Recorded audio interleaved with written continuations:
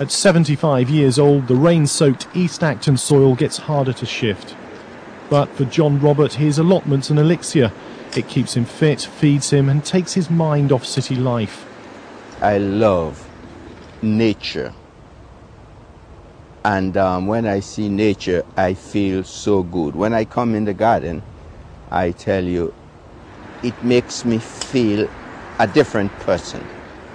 This is a great example of a really thriving allotment site. They've got 70 people on their waiting list. But in spite of that, about 5 or 6 years ago, they lost a third of their land to a new sports centre being built just over the way.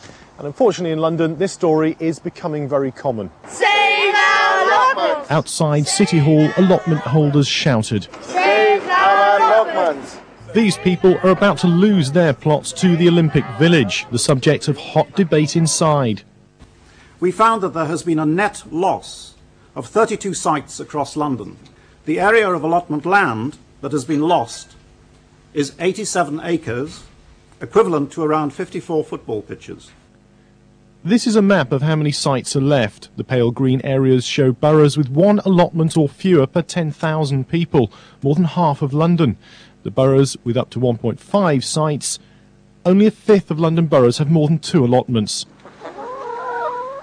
Over 4,000 people are on waiting lists, 50% higher than a decade ago. Central London's full, but there is still some room on the outskirts. So they've come up with a kind of internet dating agency for allotments. It's on the Your London site. You put in your postcode, search it. It brings up all the allotments in your local area, starting with the nearest, all listed down here. And you can even find your way there with a helpful journey planner.